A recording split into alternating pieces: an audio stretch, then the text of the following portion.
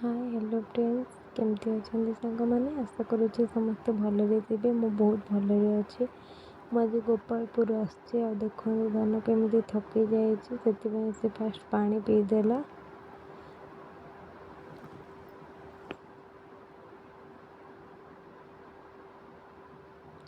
ये सी बीच row left side जगह ये सब डंगा अच्छी।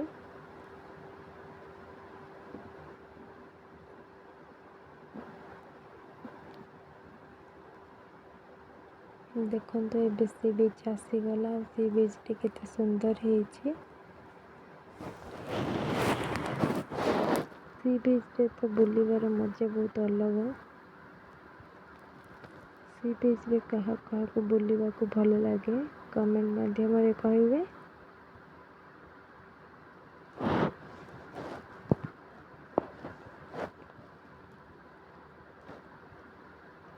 जेहेतु खरा बेल थिला बहुत कम दुकान खोला थिला, बेसी दुकान खोला नथिला कारण संध्या बेले ही प्राय सब दुकान खोला रुहे। सी बीच माने जेहेतु खरा बेल थिला ना सब दुकान खोली नथिला, बहुत कम दुकान खोली थिला।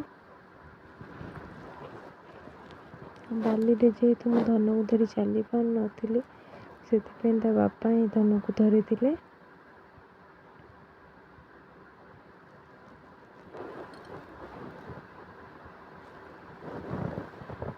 धन भी पूरा एंजॉय करुला सी बीच को।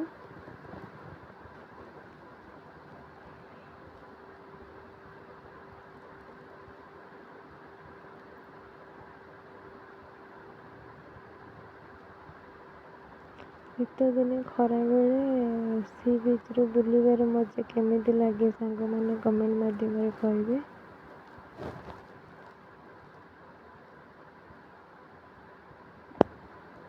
एक्चुअली सी बीच रे बुलिबार अच्छी तो खरा दिने बुलिले मो मतरे बेस्ट। जेहेतु आमको टाइम नाला से आम शीत दिन में गलु। एबे देखो मुझे कौन करुच्ची।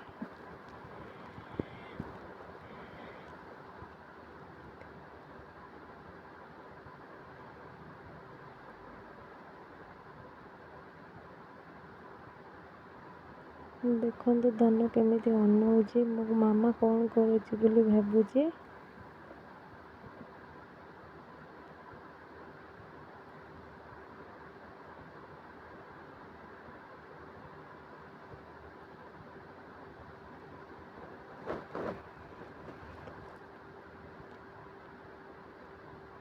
लहरी तो देखी बहुत खुशी लगुला। वेट करी केते लहरी आसी मोर हे लेटर को लिभे दे जीवो।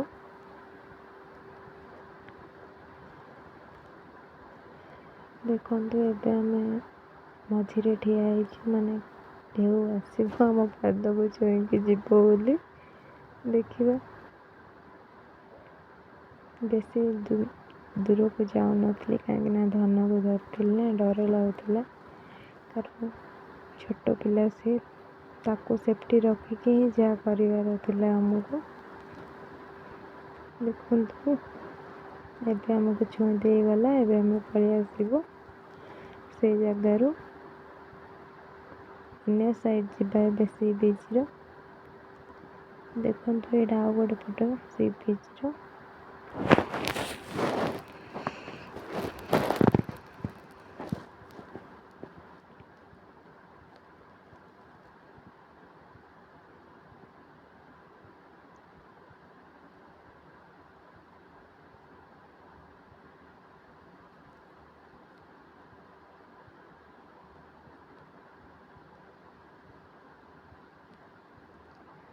सी बीच रो बुलिबार मजा और सी बीच रे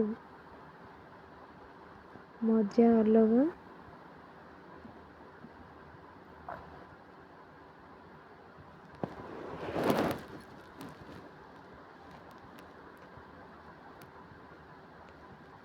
देखो केते सुंदर भाव में ढेउ आसूला लहरी आसूला।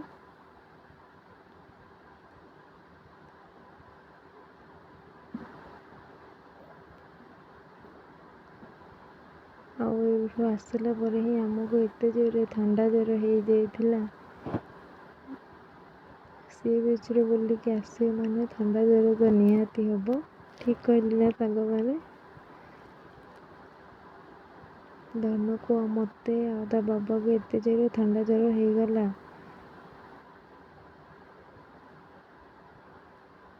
କାହିଁକିନା ତା ପରଦିନ ଆମକୁ ରିଟର୍ଣ୍ଣ କରିବାର ଥିଲା। ଆଉ ଏପଟ ଥଣ୍ଡା ଆଉ ସେପଟ ଥଣ୍ଡା ଦୁଇଟା ମିଶିକି ଆମ ସମସ୍ତଙ୍କୁ ଥଣ୍ଡା ଜ୍ୱର ବି ହେଇଯାଇଥିଲା।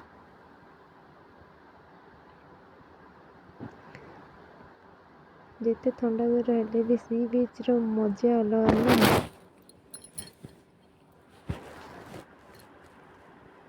ଟାଇମ୍ ଅଭାବରୁ ତ ଆସିପାରୁନଥିଲି, କିନ୍ତୁ ଯେହେତୁ ଟିକେ ଟାଇମ୍ ମିଳିଲା ସେଥିପାଇଁ ଆମେ ଆସିଗଲୁ ସି ବିଚ୍।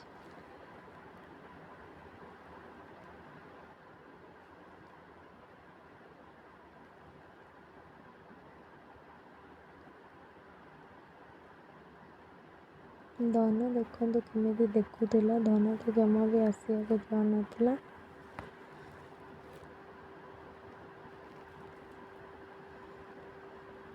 ଧନ ବି ସେଇଠି ବଢ଼ିଆ ସୁନ୍ଦର ଥଣ୍ଡା ପିଇଥିଲା, କିନ୍ତୁ ତାର ଭିଡ଼ିଓ ମୁଁ କରିପାରିନଥିଲି। ସେ ବଢ଼ିଆ ସୁନ୍ଦର ପିଇଥିଲା, ସେ ଭିଡ଼ିଓ ଏଥିରେ ନାହିଁ, ମୁଁ କରିପାରିଲିନି ସେ ଟାଇମ୍ରେ ଭିଡ଼ିଓ।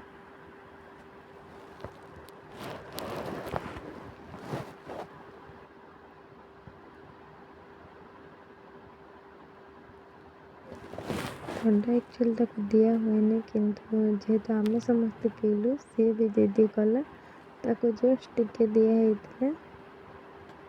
କାରଣ ଛୋଟ ଛୁଆକୁ ମୋତେ ଥଣ୍ଡା ଦେବା ପାଇଁ ପସନ୍ଦ ନୁହେଁ।